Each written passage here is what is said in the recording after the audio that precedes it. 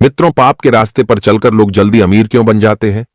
अक्सर कभी भी इस बात को सोचकर बड़ी हैरानी होती है कि भगवान उन लोगों को धन दौलत से क्यों बढ़ाता है जो पाप के रास्ते पे चलकर धन कमाते हैं।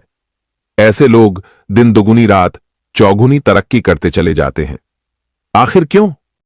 क्यों भगवान पापियों को अधिक धन देता है? क्यों नहीं?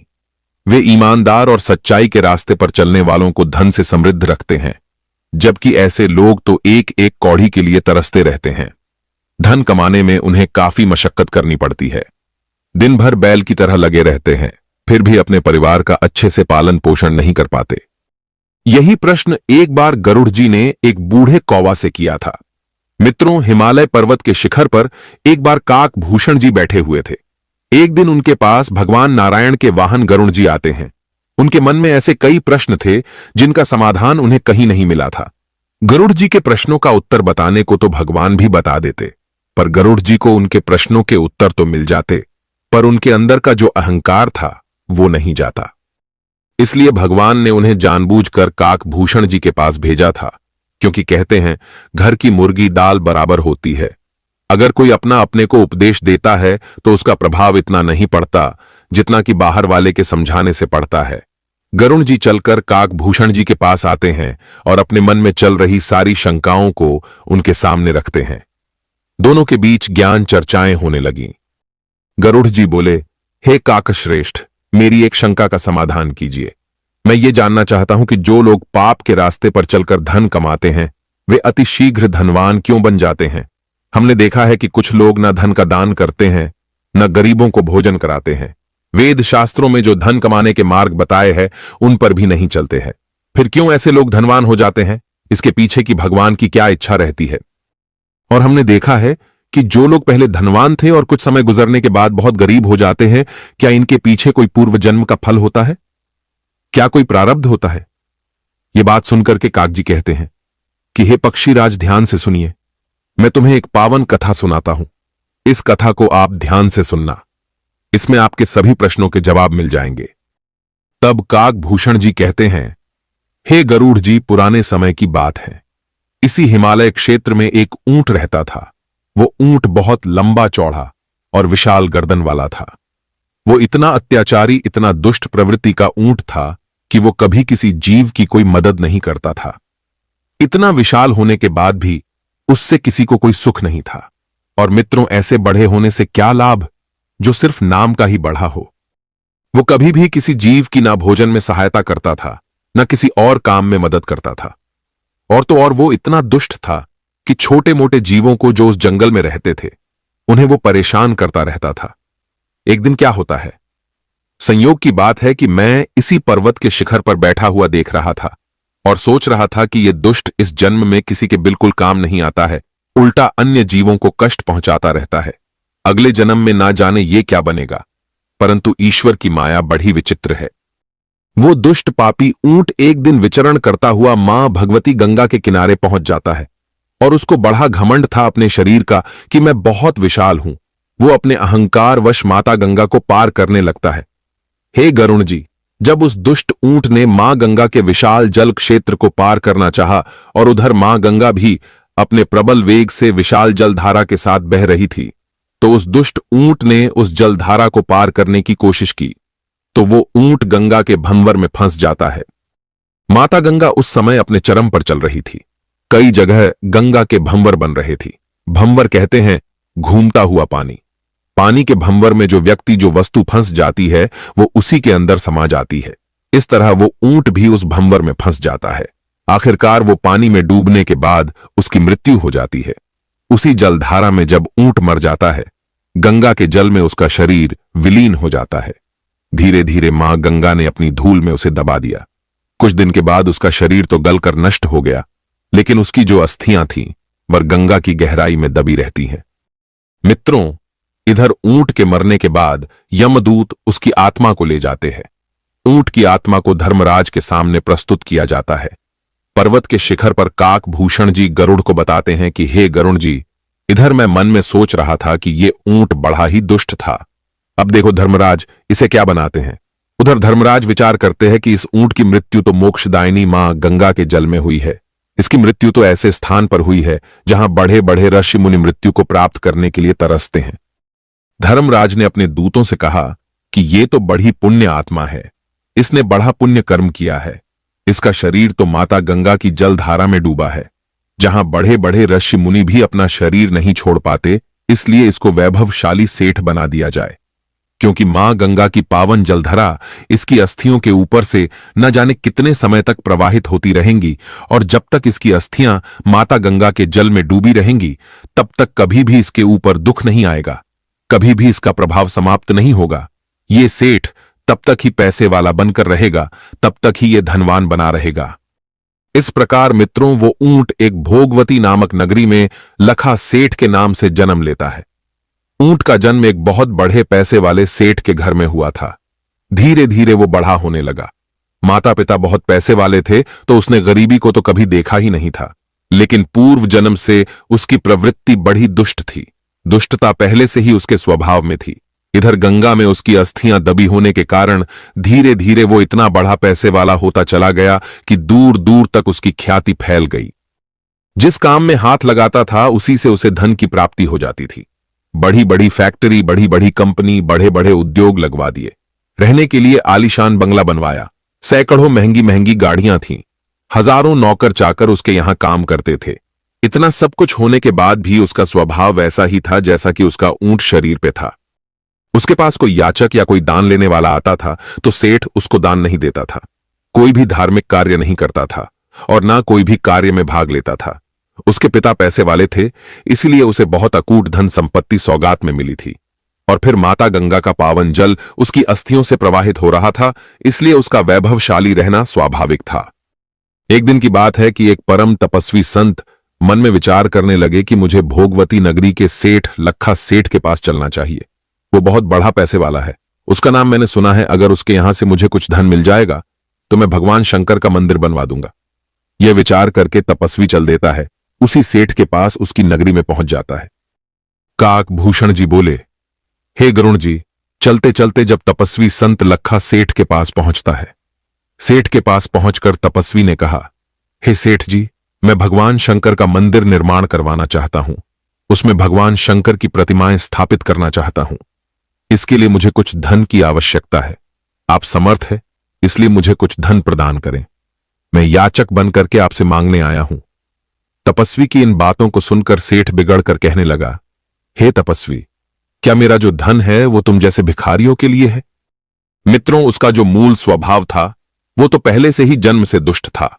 दूसरा शरीर धारण करने के बाद भी उसका मूल स्वभाव नहीं बदला। उसने उस संत को देखा तो उसको फटकारने लगा और कहने लगा, भगवान ने तुझे इतना हष्टपुष्ट शरीर दिया है, कमा नहीं सकता जो यहां हाथ फैलाने आ गया। आप यदि कहीं कोई काम करोगे तो आप भी पैसे वाले हो जाओगे, मांगने की जरूरत नहीं पड़ेगी। देखते नहीं मैं कितनी मेहनत करता हूं, इसीलिए तो पैसे वाला बना हूं। जाइए, मैं आपको एक पैसा भी नहीं दूंगा। मित्रों, सेठ की इन बातों को सुनकर तपस्वी मन में विचार करने लगे कि भगवान की माया भी कितनी विचित्र है कि ऐसे दुष्टों को अपार धन दे देते हैं, जबकि ऐसे लोगों को तो धन देना ही नहीं चाहिए जो धन का उपयोग धर्म के लिए नहीं करते हो।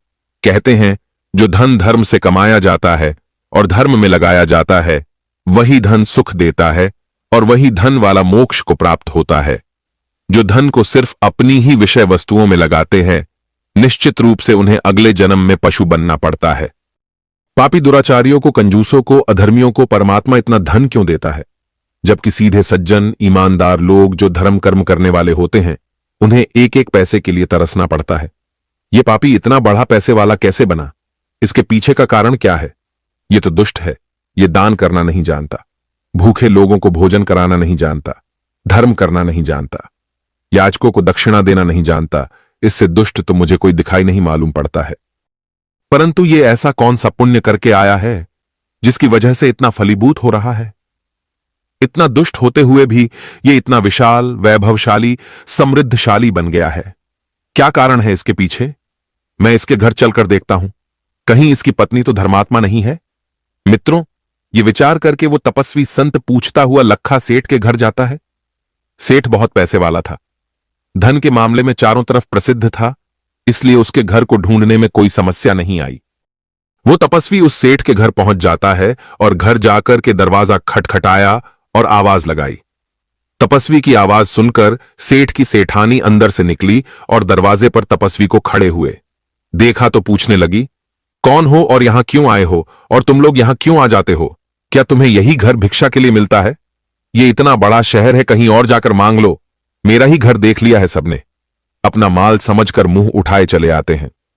मित्रों, ऋषि सोचने लगे कि बड़ा विचित्र ईश्वर का विधान है। ये तो दोनों पति पत्नी ऐसे ही है। यहां तो मुझे कुछ कहने की आवश्यकता ही नहीं पड़ी, उससे पहले ही उसकी पत्नी ने मुझे फटकार दिया। ऐसे लोगों के घर में माता लक्ष्मी कैसे बनी रहती है? इसके पीछे का कारण क्या है? मुझे अपने तपोबल से इसका रहस्य पता करना चाहिए। इन दोनों का कौन सा पुण्य फलीभूत हो रहा है? किस पुण्य के प्रताप से इन्हें इतना धन प्राप्त हो रहा है? माता लक्ष्मी की इन दोनों पर इतनी असीम अनुकंपा क्यों है? मित्रों, उस तपस्वी ने ध्यान लगाया और ध्यान लगा करके देखा कि इसका कौन सा ऐसा शुभ कार्य है जिसके कारण ये इतना पैसे वाला है। ये दुष्ट पापी है, परंतु फिर भी पैसे वाला है क्यों? मित्रों, तपस्वी ने जब ध्यान लगाकर देखा तो उसे पता चला कि ये पूर्व जन्म में एक दुष्ट ऊंट था और ऊंट का शरीर माता गंगा में पड़ा हुआ है। उसकी अस्थियों पे माता गंगा का जल प्रवाहित हो रहा है। माता गंगा ने उस तपस्वी को बताया, पुत्र, जब तक इसकी अस्थियां मेरे जल में पड़ी रहेंगी तब तक इस संसार की कोई भी शक्ति ऐसी नहीं है कि इसे कंगाल बना सके। इस पर माता लक्ष्मी की कृपा सदैव बरसती रहेंगी। ये हमेशा पैसे वाला बना रहेगा, वैभवशाली रहेगा, क्योंकि मेरे जल में ये विशेषता है।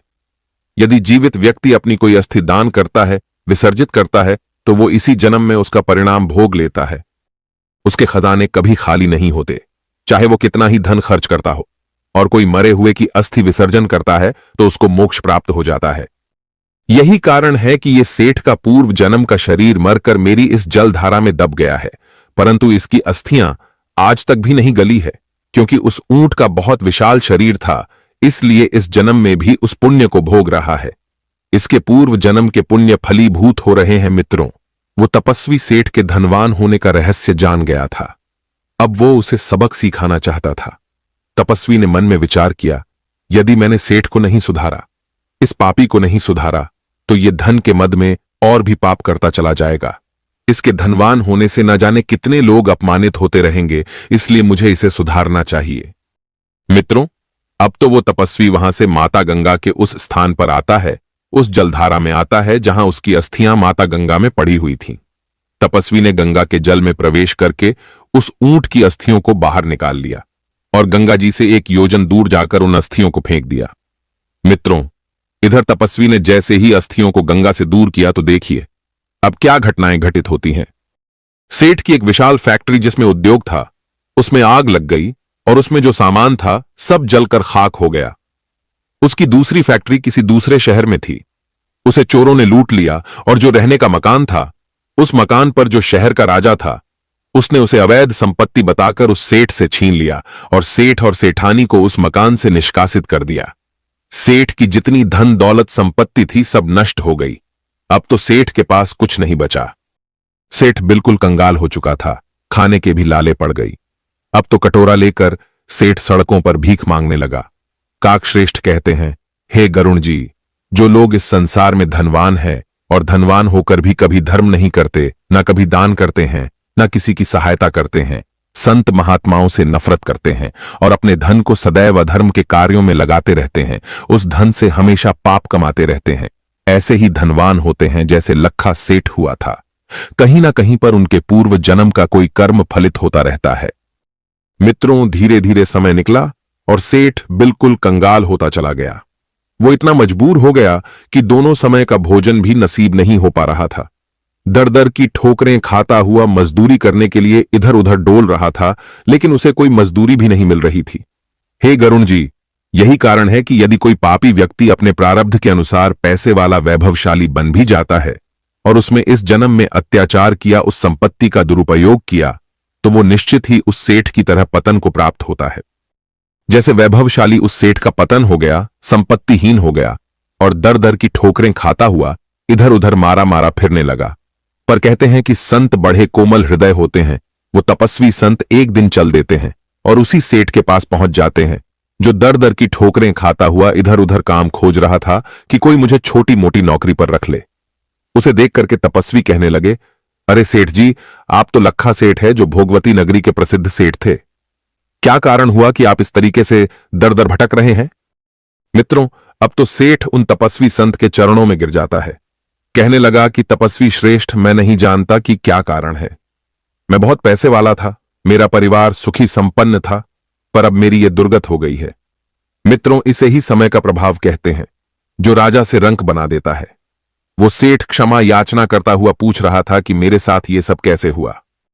तब तपस्वी कहने लगे, तुमने धन का बड़ा अहंकार किया था। तुम दुष्ट आत्मा तो थे ही, पूर्व जन्म से ही तुम्हारी प्रवृत्ति दुष्ट थी। आप अचानक माता गंगा में गिरकर मर गए थे और आपकी अस्थियां गंगा के जल में डूबी हुई थीं। उसके पुण्य से आप पैसे वाले हुए हो, परंतु आपने उन पैसों का दुरुपयोग किया है, उस संपत्ति का दुरुपयोग किया है, इसलिए आपकी ये दुर्गति हुई है। आपने उस धन को धर्म में नहीं लगाया। आप बताइए, आपने कभी जीवन में किसी तीर्थ यात्रा या किसी भूखे को भोजन कराया है? सेठ कहने लगा, नहीं प्रभु, मैंने ऐसा कुछ नहीं किया, किसी को दान नहीं दिया। सेठ जी गिड़गिड़ाकर उस तपस्वी के चरणों में गिर जाते हैं और कहने लगे कि प्रभु, संत तो बड़े कोमल स्वभाव के होते हैं, हे भगवान, आप मेरी रक्षा करें। तब तपस्वी कहने लगे कि ध्यान से सुनिए, आपको पूर्व जैसा वैभवशाली बना दूंगा, परंतु आपकी जो कमाई होगी, आप जो धन अर्जित करेंगे, उसका कुछ भाग गरीबों में वितरित करना पड़ेगा। गरीबों की बेटियों के विवाह में दान करना होगा। कुएं, तालाब, पोखर बनवाने होंगे, धार्मिक कार्य संपन्न कराने पड़ेंगे, मंदिरों का निर्माण कराना होगा, तो आप फिर से वैभवशाली बन सकते हो। तुम्हें खूब दान पुण्य करना होगा। कोई भी संत आपके दरवाजे से लौटकर खाली हाथ नहीं जाना चाहिए। दर्शक बंधुओं, यही जीवन का परम सत्य है। किसी को यदि हम अपने दरवाजे से नास लौटाते हैं तो उसका महापाप लगता है और वो हमारे धन के एक बड़े 10वें भाग का हरण कर ले जाता है। पूर्व जन्म की कुछ शुभ कर्म के कारण पापी भी वैभवशाली हो जाते हैं और इसीलिए वो धर्म को और ईश्वर को भूल जाते हैं। मित्रों, तपस्वी के कहने से वो सेठ हर बात के लिए राजी हो जाता है, ऋषि की हर एक शर्त मान लेता है। उसके बाद वो संत उस ऊंट की अस्थियों को, जो उसने दूर ले जाकर फेंक दी थी, उन्हें फिर से लाकर मां गंगा के पावन जल में प्रवाहित कर देता है।